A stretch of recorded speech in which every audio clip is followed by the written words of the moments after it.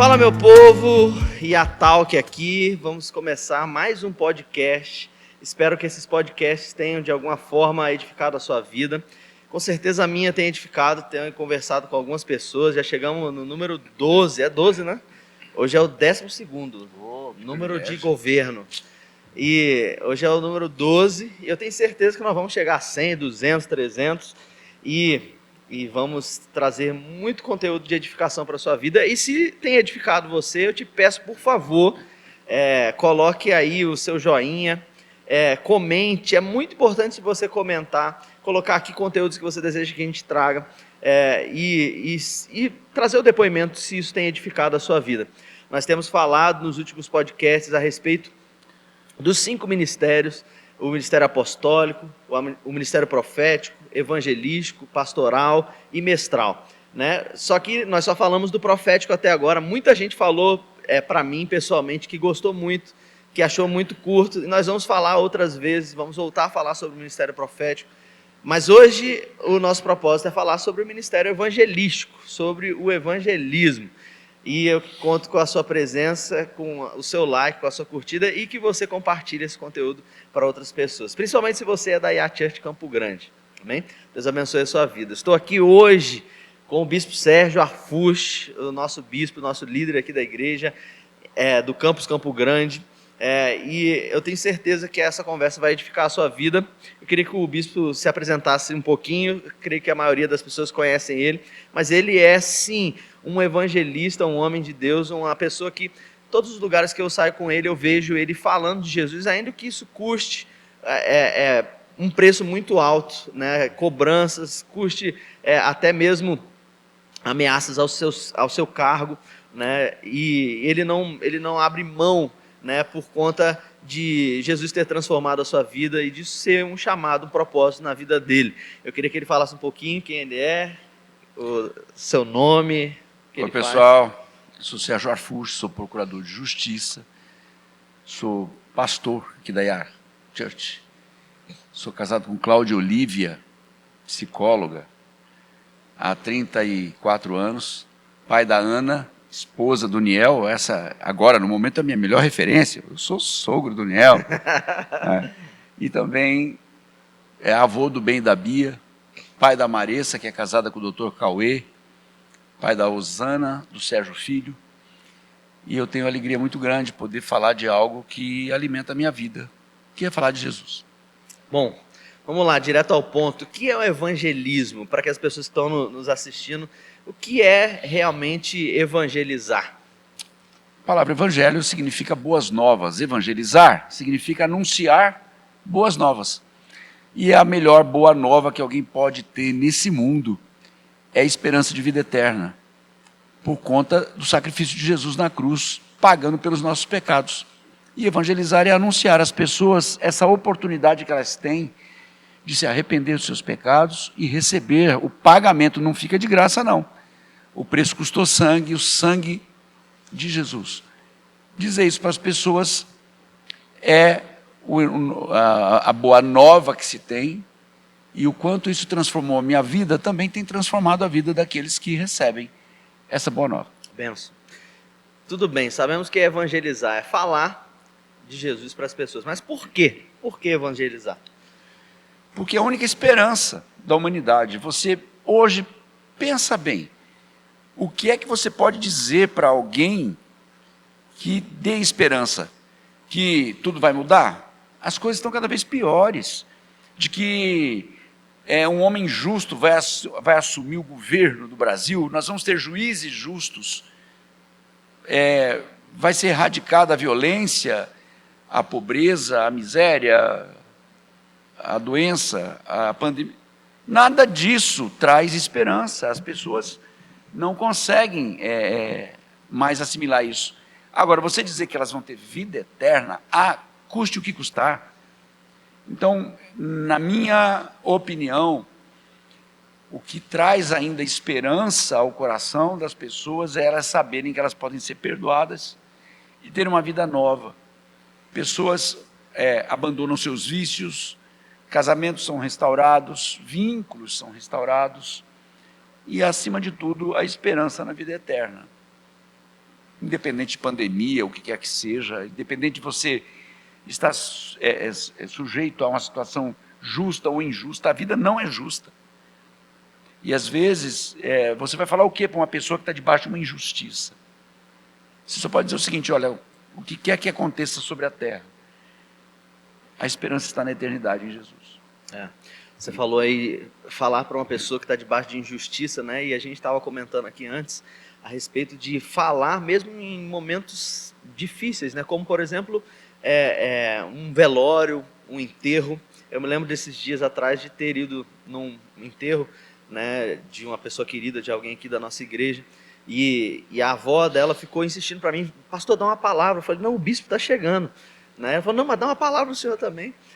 E eu fiz questão de esperar o bispo Sérgio, porque eu reconheço que Deus dá uma graça diferente para cada uma das pessoas, e para o bispo Sérgio ele deu essa graça, essa unção, esse chamado, esse ministério evangelístico, né? E ele tem uma ousadia tão poderosa para falar de Jesus em momentos tão traumáticos, tão doloridos, né? Como um enterro, um velório. E antes a gente estava conversando aqui, o senhor contou uma história, né?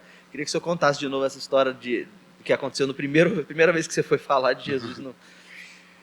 Bom, morreu um amigo meu, e eu no velório vi a mãe do meu amigo copiosamente chorando. E eu pensei: olha, se fosse o meu velório, eu queria que algum amigo abraçasse a minha mãe, desse uma palavra de consolo. E eu fiz isso, eu fui até ela, dei um abraço, falei: tia, não chora não, eu sei o que o senhor está sentindo. Deu certo, ela parou de chorar, mas não demorou muito, porque ela olhou para mim e falou: você já teve um filho? Aí eu percebi que eu falei bobagem.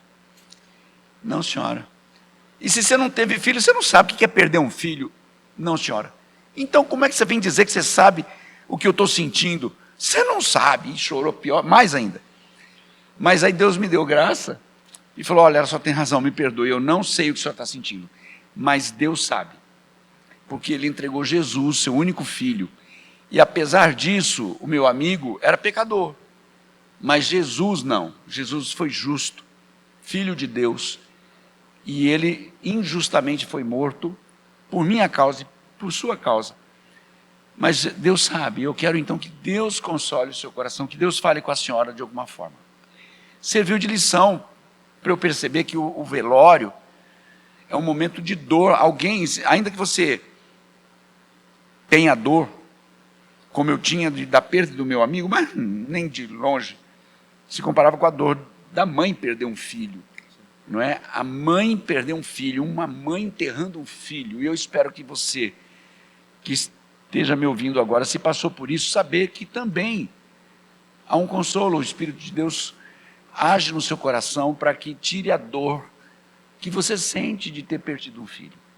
Mas dali eu passei a considerar melhor, e eu em velório, eu vou pronto para falar, mas só se alguém falar para eu falar, porque senão eu prefiro ficar quietinho, que para mim é um momento muito delicado, muito difícil de falar. Para você ferir é muito fácil, para você só jogar palavras no ar também é muito fácil. Então, eu sempre peço para Deus que num velório Ele me dê a palavra certa. E isso passa primeiro por alguém da família me dá a palavra, senão eu não falo, nem me manifesto. O senhor falou uma frase aí que é inclusive bíblica, né? Porque o Senhor me dê a palavra certa. Né? A palavra de Deus diz que é para nós irmos, e quando chegar lá diante das pessoas, Deus vai colocar a palavra na nossa boca, né? A palavra certa para falarmos, né? E eu acho que é interessante a gente falar agora que o evangelismo, né, o ministério evangelístico, ele é um ministério, mas ele também é uma ordenança de Deus, né? O último ministério que nós falamos foi o ministério profético. Nós diferenciamos bem que existe o ministério profético, né? A pessoa que é separada para um ministério, ou seja, o serviço profético é colocado no ombro daquela pessoa. Deus requer daquela pessoa um ministério profético, mas ao mesmo tempo todos devem profetizar. A palavra deixa muito claro que todos devem profetizar, e que dentro dos 9 dons espirituais tem o dom de profecia, ou seja, todos podem receber o dom da profecia. Agora, no evangelismo, não existe um dom evangelístico. Você não precisa receber uma imposição de mãos, você não precisa ter trimelique, você não precisa cair, você não precisa receber um chamado de Deus. Na verdade, já existe esse chamado. A palavra de Deus diz que o próprio Jesus disse para todos nós: ide por todo mundo pregar o evangelho a toda criatura. Então, é muito importante separar o ministério evangelístico, né, e o id de Deus, aquilo que Deus ordenou para todo cristão. Todos nós devemos pregar. Eu queria que o senhor falasse um pouco ao que se deve a igreja hoje viver mais ou menos como 007. As pessoas até ouvem alguém falar assim: não, você vai falar mais com a sua vida. Elas até se sentem confortáveis porque elas é como se não quisessem se expor e falar, né? E eu vejo que nos momentos mais difíceis são os momentos que o senhor tem mais ousadia para se expor, se expressar, né? Independente do nível de impedimento que o senhor vai receber, né? Eu ouvi algo uma vez, foi feita uma pesquisa, se falar de pesquisa é coisa de americano já, né? E foi feita uma pesquisa numa igreja perguntando se a pessoa falava de Jesus, evangelizava. E aí uma parte disse que não. Por quê? Eu acho que as pessoas não estão muito interessadas em saber. Um outro grupo falou: eu não tenho muito jeito para isso. E uma terceira parte disse: são meus amigos, eu tenho medo de perder meus amigos. E aí então foi dito o seguinte: pensa num rio onde alguém esteja se afogando e você sabe nadar. Quando alguém tem que falar de Jesus, é porque essa pessoa já recebeu Jesus. Então é como alguém que já sabe nadar. Sim. E aí foi perguntado o seguinte: pula aí no rio, vai lá salvar essa pessoa. E você diria: sabe, não sei se eu acho que ela não está interessada. Ou a outra resposta: eu sei nadar, mas eu não tenho muito jeito para isso. E a pior de todas: não é seu amigo, é meu amigo, mas sabe, eu tenho medo de perder meu amigo. Já vai perder. Então as pessoas estão celeremente caminhando para o inferno, a qualquer momento estão morrendo. E nenhuma dessas respostas poderá satisfazer o coração de Deus naquele dia, se essa pessoa chegar na presença de Deus. Mais que isso, é o prazer que você tem de poder falar para as pessoas de algo que aconteceu com você. Talvez parte dessas pessoas da igreja que não falem de Jesus é porque não tiveram sequer experiência que transformou suas vidas.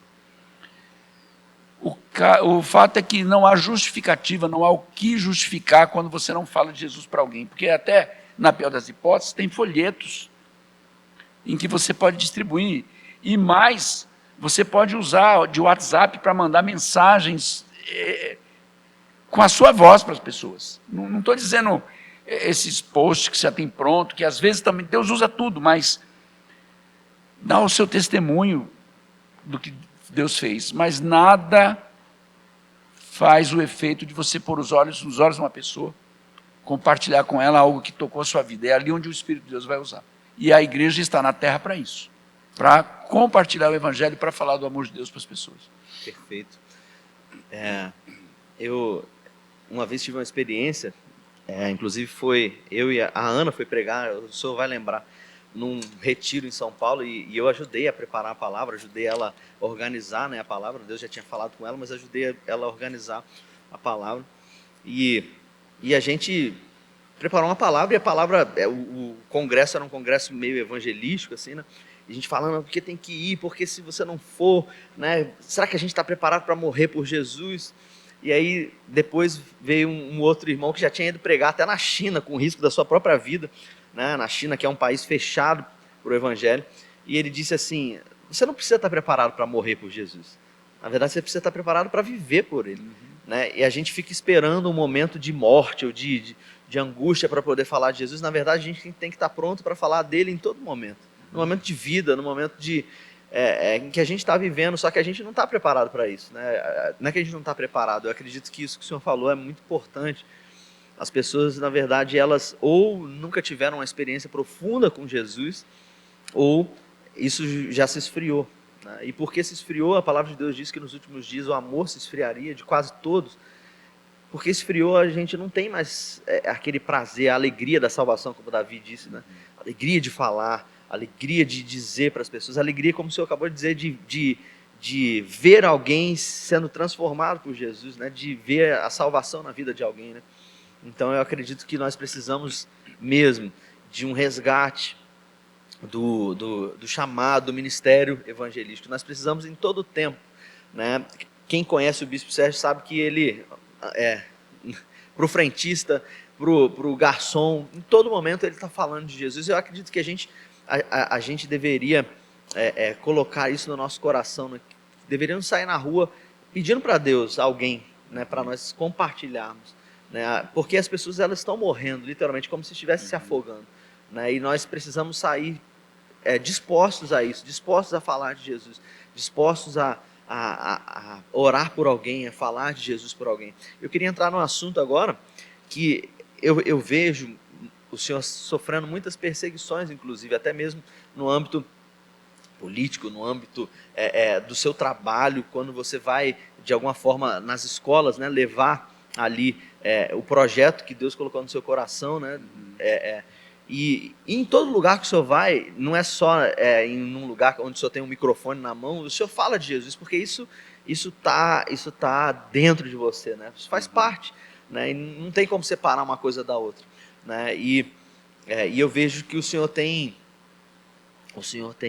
muita ousadia para falar. Eu já convidei gente para vir aqui e convidei ela como um profissional. E eu falei, mas eu vou falar de Jesus, vou falar que você fala de Jesus lá no teu consultório, lá no teu trabalho, né? A pessoa, mas vão me perseguir, né? E eu vejo que o senhor não tem esse medo, né? E eu queria que o senhor falasse um pouco sobre isso. Como que isso queima tanto no seu coração, a ponto de o senhor não ter medo de sofrer retaliação a respeito disso? Bom, primeiro porque é algo instintivo, eu falo naturalmente o tempo todo. E eu não consigo entender o fato de eu ser uma pessoa, ser homem, ser marido, ser pai, ou ser um profissional, e separar, deixar Jesus numa caixinha lá na igreja quando eu vou falar. E, na verdade, dentro da minha atividade, eu sempre falei, e respeitando até a profissão, respeitando até a espontaneidade, respeitando o Estado laico, né? Se a pessoa não quer ouvir, não vai ouvir, né? Já aconteceu de alguém falar, olha, eu não quero ouvir sobre isso. Parei na hora, não falei nada, acabou. No entanto, nós vivemos dentro de um ambiente hostil ao Evangelho. Então, quando você fala de Deus, pior, se você falar de Jesus, pronto, você já está ferindo o Estado laico. Eu respondi a 18 processos, mais ou menos por causa disso.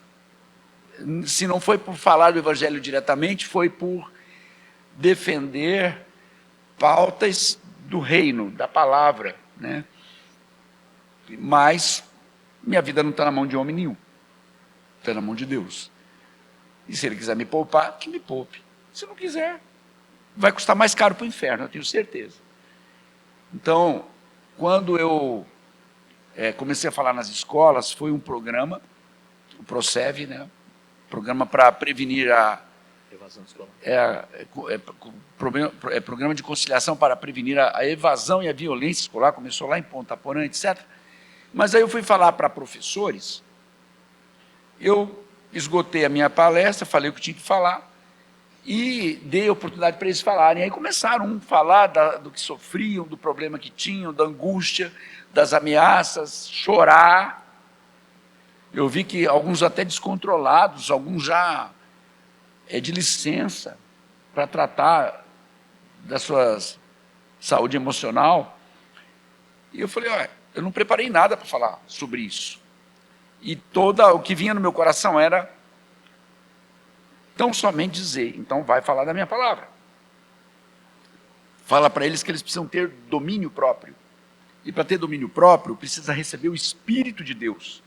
Para receber o Espírito de Deus, precisam ser perdoados os seus pecados. E para ser perdoados os seus pecados, tem que receber Jesus como seu Senhor, o seu Salvador. E eu falei isso para eles. Foram 9 reuniões com 10.500 professores do estado, do município de Campo Grande, do Mato Grosso do Sul. Foram 9, cada uma 1.200, ali no Gil de Camilo. E o que eu achei interessante é que a primeira reunião que surgiu isso, eu falei. E aí eu falei, agora eu tenho que orar com vocês, você tem que entregar sua vida para Jesus. Eles oraram, eu tenho isso filmado. Todos oraram, chorando, quebrantados. Na segunda reunião, porque eram 3 por dia, 3 dias seguidos. Na segunda, deu pane lá na máquina lá do PowerPoint, atrasou 1 hora na minha palestra. Aí eu falei com a secretária de educação.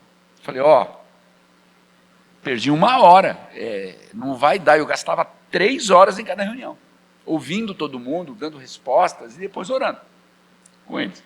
Na primeira, gastei 3 horas. Eu falei, pelo que a gente viu na primeira reunião, vou ter que diminuir. Ela falou aqui, eu não tenho religião. Sabe, eu não tenho fé, eu não tenho religião, eu tenho fé nas pessoas. Mas se você for ter que parar de falar alguma coisa, você tira o que você quiser, mas não deixa de fazer a oração no fim, porque todo mundo está vindo aqui agradecendo por esse momento em que você deu ouvido e orou por elas.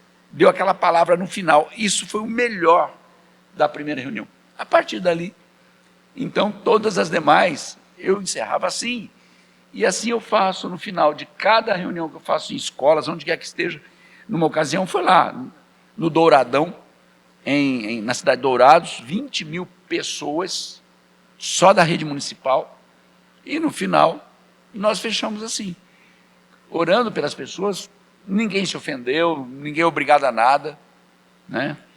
E aí eu vejo, sabe, Deus prepara um momento, o que precisa é estar disponível a fazer, custe o que custar. Eu prefiro ter que responder com homens do que dever para Deus, né? Eu não quero assim, eu tenho que estar em paz com Deus, o resto eu resolvo. Então, se Deus manda, eu sinto, é igual uma situação que eu tive de atravessar uma rua, não conseguia atravessar a rua porque eu sabia que tinha alguém que eu tinha que falar com ela dentro de um carro. E eu não atravessei a rua enquanto eu não fui lá falar com a pessoa. É algo assim, que vem de dentro, dizendo, você tem que fazer isso. Eu sou movido assim. E esse texto de Mateus 11, 28, ide, que é um imperativo, né, pregar o evangelho, fazendo discípulo e batizando em nome do Pai e do Filho, e tem uma promessa no final, e eis que estarei convosco todos os dias da sua vida. É o que eu quero, sabe quem sou eu sem Deus? Então, eu invoco essa palavra para a minha vida. Deus, eu vou fazer, eu vou procurar obedecer. E eu quero a sua promessa na minha vida, do Senhor estar comigo todo dia. Glória a Deus. Glória a Deus. E esse projeto, né, o ProServe, ele continua. Né? O bispo ele tem ido nas escolas e tanto professores quanto pais sempre vêm sedentos, né? Eu já vi testemunhos de pessoas que vão na escola e falam, olha, há 20 anos atrás o senhor foi numa escola, lá na minha escola eu era uma criança, né? E o senhor trouxe aquela palavra dizendo para minha mãe me corrigir, e hoje eu estou aqui, sou uma pessoa diferente, sou uma pessoa transformada. E não foram 1, nem 2, nem 3 pessoas, né? Já encontrei gente fora do ambiente de igreja, longe do Senhor, que achou que eu era o Senhor, e falou, cara, eu fui impactado por aquela palavra, o promotor foi lá na minha escola, né? E é tão interessante quando a gente não separa o secular, né, o nosso trabalho, daquilo que é o nosso chamado, é o nosso ministério, né? E eu, no final, queria que o senhor orasse, né, para que as pessoas fossem despertadas. Eu acredito que nós, como igreja, precisamos ser despertados para falar de Jesus, né? Para voltar o nosso coração queimar pelas almas, pelas vidas, né? Pela alegria da salvação, a alegria de ganhar uma vida para Jesus. Eu sou muito sincero em dizer que já teve momentos da minha vida que eu ganhei muito mais almas do que eu tenho ganhado hoje, no sentido de ir falar para a pessoa e a pessoa vir, sabe? E como é bom o sentimento de você ver uma pessoa que você falou de Jesus, dela vir, você levar ela às águas, ela ser batizada, né? E eu acredito que isso é para todo cristão, né? Isso é para todo crente, né? É uma ordenança de Deus, né? E na medida que você vai obedecendo isso, Deus vai te levando até que algumas pessoas sejam realmente separadas, distinguidas para o ministério evangelístico, né? E que isso seja uma verdade na nossa igreja, na IAT Church de Campo Grande, né? Que evangelistas sejam levantados, que pessoas que têm o chamado evangelista sejam levantados, né? Para falar de Jesus em lugares que ninguém deseja ir, ou até mesmo em lugares simples, lugares normais, mas que o Espírito Santo desperte o seu coração para esse chamado, para esse ministério. E eu acredito que um lugar muito bom para se fazer isso é você abrir a sua casa, né? Eu tenho falado esses dias aqui na igreja que desde o começo do ano Deus mexeu no meu coração para orar pelas células, né? Depois da pandemia, parece que a pandemia foi usada para esfriar um pouco essa questão, né? A questão das pessoas se aproximarem, de você chamar as pessoas para sua casa. E a célula é uma excelente um excelente ambiente evangelístico, porque às vezes a pessoa ela não vai vir no culto, ela vai ter dificuldade de vir na igreja, mas para uma reunião com um cafezinho, com uma bolachinha, na sua casa, ela vai vir, né? E ela vai ouvir falar de Jesus, ela vai receber uma oração, né? E eu acredito que a célula é um excelente instrumento evangelístico. Você não acha isso, bispo? Eu não tenho dúvida. Eu fui 2 vezes a Bogotá aprender dessa visão celular. E eu vejo que é tão de Deus, porque antes de conhecer a visão celular, essa era a estratégia que eu usava. Como promotor de justiça, eu mudei para 12 comarcas. 12. E em cada uma, eu reunia gente na minha casa, depois ia para uma escola, e ali ficava uma igreja. Foram abertas 30 igrejas em 20 anos. E sem conhecer essa estratégia das células, era o que eu fazia em casa. Se eu conhecesse essa estratégia, teria sido muito mais, porque eu fazia um grupo em casa, ia ampliando esse grupo e depois já ia para um espaço, uma escola, e às vezes até alugava um prédio e ia para um salão. Se eu tivesse essa visão naquela ocasião, eu teria multiplicado muito mais numa cidade. A visão celular é uma direção de Deus e permite que todos trabalhem, porque você não precisa ter cargo, você não precisa ter investidura, você não precisa ter título, basta querer, você mesmo, aonde você abre a tua casa, chama vizinhos, chama parentes, marca um dia. Quando a igreja ainda traz toda a orientação, como a gente faz, é indesculpável não ter uma célula. Então, eu somo a você essa voz para convocar nossos irmãos a abrirem um tempo na semana para reunir pessoas e falar de Jesus. Eu tenho orado, eu passei uns dias, né, no rancho, e orando, falando com Deus, e eu senti a orientação de Deus de abrir as casas, né, e ainda que a pessoa ela tenha um dia no mês só, né, eu estou disposto a ir, pelo menos uma vez na semana, em cada uma das regiões da cidade, a abrir uma célula. Por isso eu tenho clamado pelas pessoas que queiram abrir as suas casas, né, chamar as pessoas. Nós já temos algumas pessoas que querem. Eu vou lá com o meu violãozinho, né, e conclamo também pastores, líderes que façam isso. Nós precisamos fazer valer aquilo que nós pregamos aqui em Pentecostes, né? Que o Espírito Santo é derramado para que nós preguemos o Evangelho em todos os cantos, né? E que o Evangelho seja espalhado nessa cidade. E eu acredito que isso casa muito, porque com o que o Senhor está fazendo, indo nas escolas, na cidade, e de alguma forma ali o Senhor derrama aquilo que está no teu coração, que é de orar por aquelas pessoas que estão angustiadas, estão até chorando, né? E se em cada canto dessa cidade tiver uma célula, se a gente ali, vamos lá na região do Segredo, né? Tem uma escola lá, e a gente tiver pelo menos uma célula naquela região, a gente tem como ali não só que a pessoa receba Jesus, receba uma oração, mas ela também pode ser acolhida numa célula, ela pode receber Jesus de alguma forma, né? Eu, quando estou nas escolas, eu não toco em igreja, em placa, em nome, e deixo claro que ali eu estou em nome de Jesus. Mas já tive ataques da imprensa dizendo que eu estou fazendo proselitismo, e não falta quem me defenda. Numa das vezes eu estava na escola Danda Nunes, ali na Via Parque, e tinha a imprensa lá, e publicaram depois que eu estava ferindo o Estado laico, porque eu estava falando de religião numa reunião com pais de escola. O primeiro que me defendeu foi uma senhora que disse o seguinte: escuta, por que vocês não procuram ajudar no lugar de atrapalhar?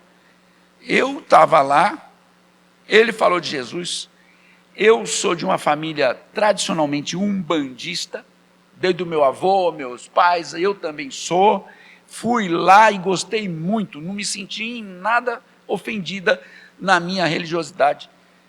E aí, toda vez que a imprensa tenta me atacar, não falta quem se levante e defenda, porque eu respeito as pessoas. Eu vim de uma família multirreligiosa. Meu avô era um sacerdote do Islã. Minha mãe era católica, minha tia budista, meu pai espírita. Eu respeito, porque eles foram pessoas honestas no exercício das suas religiões. Minha mãe se converteu ao Evangelho, meu pai também, a minha família. Hoje eu posso dizer, eu e minha casa servimos ao Senhor. No entanto, quando eu estou na escola, o que eu falo é de Jesus. Não é?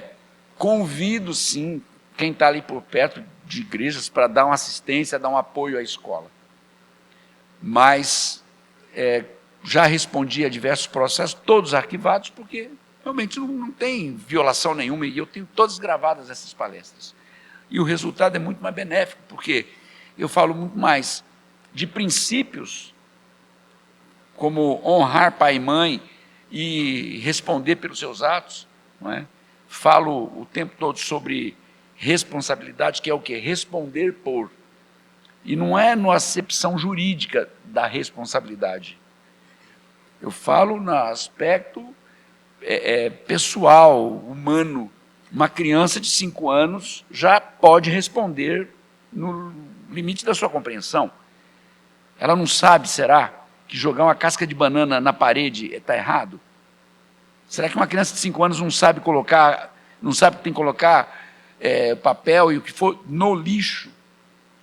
Então, eu digo isso, nós precisamos orientar nossos filhos dentro da sua condição de aprendizagem, respondendo, porque o Estatuto da Criança e Adolescente é uma lei excelente e ela está fincada no princípio da proteção integral. Mas houve um desvio, até proposital, não é? Ideológico, para jogar pais contra filhos. Então, dizem que a gurizada pode fazer o que quer e que não respondem por nada. Não é verdade. Uma criança responde, o adolescente responde, e isso é dentro do estatuto. Muito mais, numa casa, quem responde são os pais. Então, o pai não pode deixar o filho mandar na casa. Dentro da sala de aula, quem responde é o professor. Ele não pode deixar um aluno. E assim é que você vai formando dentro dessa geração esse resgate de responder pelo que faz dentro do Proceve. Eu digo, sujou, limpou. Você quebrou, vai consertar, ofendeu, coisa que qualquer um sabe. Então, isso vem, claro, dentro daquilo que a palavra de Deus nos ensina. Não é? Fala lá que quem comer uvas verdes, não vai ser a boca do filho que vai se embotar. Vai amargar a boca de quem morder. Então, responder por isso. Você desenvolver nessa geração esses valores, esses princípios. No final, é que eu encerro, pronto, acabou, quem quer ir embora vai, mas se eu puder falar com você agora, eu quero falar uma coisa. E eu falo de Jesus para ela. E Isso é muito importante, a gente incentivar todos vocês que estão aí nos escutando a, se é que o Espírito de Cristo que ressuscitou Jesus dos mortos também ressuscitou você, também você teve uma experiência com esse Espírito, com Cristo, né? Que você abra sua boca para falar de Jesus, né? E ainda que seja pelo ID, né? E até que você também seja chamado para o ministério evangelístico, né? O ministério evangelístico é a porta de entrada para as pessoas para o reino de Deus, né? Se não houverem evangelistas, se ninguém falar de Jesus, as pessoas não vão ser alcançadas, né? Ninguém vai ouvir falar de Jesus, e isso acontece muito, né? Nós temos ouvido falar de nações inteiras que por muito tempo foram evangelizadas por avivamentos, evangelistas foram enviados para lá, igrejas foram plantadas, e hoje isso esfriou, né? Por exemplo, a Europa é um lugar onde hoje tem havido um grande esfriamento, porque esse coração, esse ministério, esse chamado de falar de Jesus para as pessoas esfriou, né? E o primeiro lugar, acredito, que a gente tem que falar de Jesus é dentro da nossa casa. Precisamos falar de Jesus para os nossos filhos, né? Um bom exemplo disso é o próprio evangelista Filipe. A palavra de Deus diz que ele tinha filhas que profetizavam, né? E é muito importante nós compreendermos que precisamos falar de Jesus o tempo todo, né? Se o nosso coração arde por Ele, se nós fomos tocados por Ele, e que esse podcast, de alguma forma, possa chacoalhar você por dentro, né? Para que você compreenda que você precisa falar de Jesus. A gente estava falando aqui antes, a palavra de Deus diz que quem ganha almas é sábio. Quem ganha almas é sábio. Sabedoria de Deus não é a sabedoria que o mundo dá, né? E eu quero profetizar sobre a sua vida a sabedoria de Deus, que você vai ter a sabedoria de Deus para falar de Jesus por onde você andar. E muito mais do que isso, não só é sábio, mas a palavra de Deus diz que aquele que ganha almas encobre a multidão de pecados, né? E eu acredito que é tempo de nós voltarmos ao evangelho da igreja primitiva, né? Em que eles tinham tudo em comum, que eles viviam e eles falavam de Jesus o tempo todo. Eles queimavam no coração deles as escrituras, né? E eu profetizo sobre você e a Church Campo Grande que esse é um novo tempo, é um tempo de nós falarmos de Jesus. E eu queria encerrar esse momento pedindo que o Bispo Sérgio, além de passar uma mensagem, mas também que orasse pela igreja, pela Church Campo Grande, por todos aqueles que estão nos ouvindo, para que esse fogo do Evangelho, essa alegria da salvação, a alegria de ver alguém se convertendo ao Senhor, de ser usado por Deus para falar de Jesus, pudesse se queimar no coração da igreja e dos nossos irmãos, em nome de Jesus. Eu quero deixar para você pelo menos 3 razões, existem muito mais, outras mais, para você falar de Jesus para as pessoas. Primeiro, porque eu creio que esse é o principal propósito de você estar sobre a terra, anunciar o evangelho às pessoas. Qualquer outra missão, qualquer outro propósito fica em segundo lugar. O primeiro é anunciar Jesus com a sua vida, e se for preciso até com a sua boca, como alguém já disse, não é? O segundo é porque isso também é o que Deus ama, é o que Deus quer que você faça. Os anjos pediram para fazer essa missão, e ele não, isso é para eles, é para você. E terceiro, porque se você teve realmente uma experiência com Deus de uma nova vida, não há como não falar. Peça para o Espírito Santo examinar seu coração. Se você não prega o Evangelho, não fala de Jesus para ninguém, talvez você nem tenha tido uma experiência verdadeira. E aí você pode pedir, ele vai te visitar, ele vai trazer isso para você. Até, isso é uma marca para mim, que quando o apóstolo Lamartine pregou o Evangelho para mim, há 40 anos atrás, eu perguntei para ele, por que é que eu não fui impactado com a tua experiência só por ouvir falar na mesma proporção que você? Ele falou, porque se você sentisse e percebesse o que aconteceu comigo no que eu falo, você contar o que aconteceu comigo. Então Deus tem a sua experiência para você falar do que Ele fez com você. Então quando eu dou um testemunho, eu falo do que Deus fez comigo, do que Jesus fez comigo. E esse é o motivo para que você não se cale. Eu quero orar por você, porque eu sei que sem isso a sua vida não está completa. Se você sente que falta algo, tem que ser isso, pelo menos. E a urgência, o tempo, não nos pertence. Você não sabe se você vai ter amanhã para falar para alguém de Jesus, nem por si e nem pela pessoa. Você não sabe se ela vai estar viva. E é muito ruim quando você deixa de falar de Jesus para uma pessoa e ela morre no dia seguinte, você fala, eu podia ter falado e eu não falei. Então quero orar por você agora. Abre seu coração e recebe de Deus agora essa vocação, esse enchimento, enfim. Ou simplesmente não precisa sentir nada, não. Vá lá e obedeça, só pelo menos por obediência, faça isso.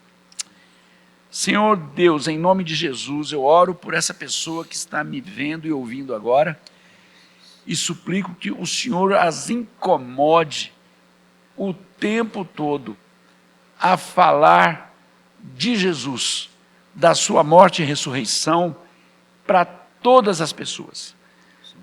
Venha com teu Espírito Santo, convencendo do pecado, da justiça e do juízo a quem ouvir, para que essa palavra se complete com salvação nas vidas. A tua palavra não volta vazia. Por isso, em nome de Jesus, eu peço que o Senhor mova essa pessoa a falar do amor de Deus, do sacrifício de Jesus e da salvação em vida eterna, onde quer que estejam, enquanto puderem. Muito obrigado por Jesus, Senhor. Muito obrigado pelo Espírito Santo que faz essa obra de conversão. E que o Senhor nos livre do mal o tempo todo e permita que o Brasil siga como uma pátria livre para anunciar o Evangelho a todos aqueles que queiram ouvir. Em nome de Jesus.